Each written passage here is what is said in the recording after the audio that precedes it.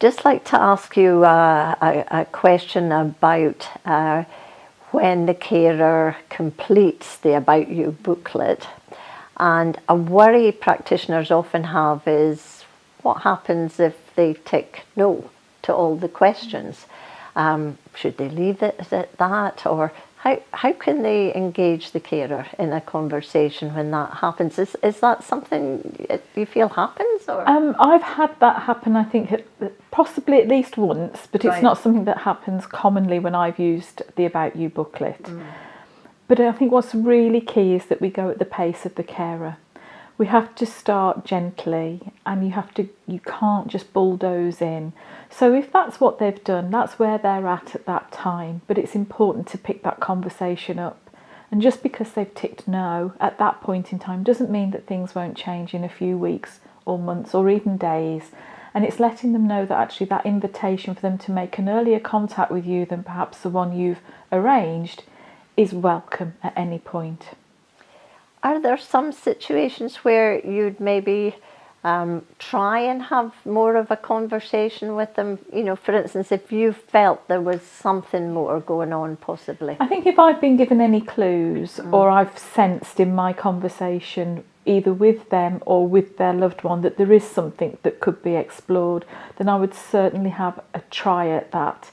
But if they are not forthcoming, then I would make a note of that in my records and try and make sure that I picked up on that the next time I had a consultation with them.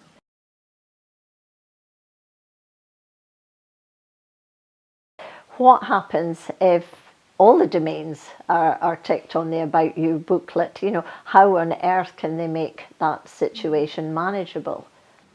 I would advise them to do exactly the same as if they've got that situation with the patient. So when they've done their patient assessment and the patient has got every problem possible, you have to agree with the patient what matters most, what can you focus on realistically and get sorted.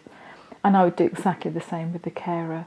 You're not going to do 10 things all justice at the same time. So it's around opening that conversation up more to understand if they'd got to choose out of all of those things that day, what could we talk about? Then let them choose the top 2 maybe, and explain that the others are just as important, but let's focus on these 2 today and then come back and talk about the others at an agreed time. Okay, so very much about them prioritising. Absolutely, not for me to prioritise, no. Yeah.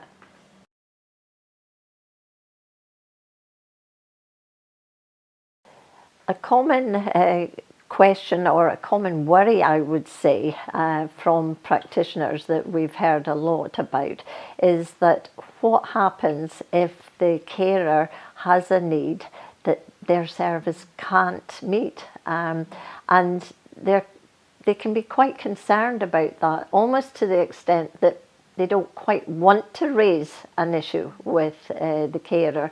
So, you know, have you found that happening, and how did you manage that? An example actually I can give of that is that we have a limited amount of overnight respite care that we can offer. And although in my practice in the area that I work, we also have Marie Curie, sometimes that's not enough. And sometimes the family carer's expectations of how much night care is available, it isn't what is realistically available. For me, it's essential to always be honest with them, to make them aware of what truly is available. It's not just about professional help, there may be personal help that they just haven't even thought about or considered. But if they don't ask or think about, they're never going to establish if that help's available. But also it's important that the practitioner, if they're hearing this a lot, that they are feeding that up to their line managers, because then their line managers may have communication channels with people that can fund more services. We have to remember that some people's needs are more than others, and that everybody needs a personalised approach to their care. And just because there may be 3 nights of care available doesn't mean everybody needs 3 nights of care. So it's important to get absolutely what is personal to both that carer and their loved one, be open and honest about what is available, but not promise things that aren't there, but also key to make sure that your senior colleagues are aware in case there's an opportunity to look for increasing funding. All right, so clearly important to be recording the fact that these needs sometimes cannot be met. And absolutely, because just because we can't meet them in the way that the practitioner would ideally like to, the very fact that the practitioner has listened to the carer validates that the need is there. You're not going to take the need away, and I can understand why some practitioners would be uncomfortable with not being able to solve everything. But I think they also have to be realistic to solve what they can within the resources available and be honest about that.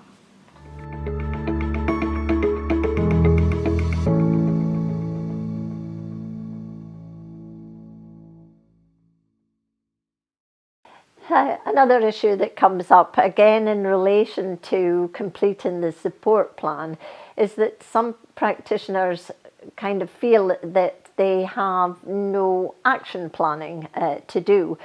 But that's basically because they've carried out the support they're going to give in the conversation itself, and they're not quite sure what to complete on the support plan. So again, what would you advise there?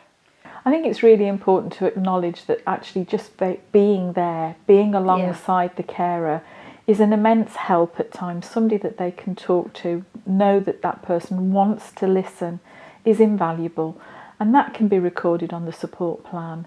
And not to give it lip service, really, to appreciate that actually their expertise and their communication skills are vital in trying to support that carer understand what's happening and what matters to them. That's really about them having the chance to demonstrate that those important skills are part of supporting and I think because carer. we do it every day, we forget sometimes the most simple. It's like when you go into an interview, you forget the most simple things, and they're the most important things that we should recognise.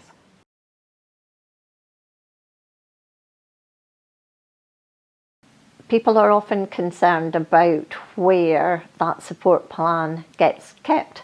And I know it's different in different organisations. So how do you manage that in your organisation, and do you know how others use the support plan? I think it depends on what systems you're using. We're in the process at the minute of going on to an electronic record base, but we're a paper record based at the minute. For me, the About You booklet is about you, the carer, and I prefer the carer to keep that copy because it's about them and something that they can go back to. So I would make a note in my head, or even jot on my pad while I'm there, or in my laptop, depending on what I've got with me, what the support needs that have been identified, what domain numbers they are, and a little sort of summary bullet point of the action plan. And if I'm doing that on paper, I would transfer that into the records or into the electronic system if it was up and running once I was back at base, or if, you know, in the new world of having the electronic record in the laptop that I could take to the home, I could update it in the home before I leave. So it's for each service really to find out what works for them. There's no right or wrong. No. It's very much about, well, this is how we do it here because this is what works with the systems and processes that we've got available.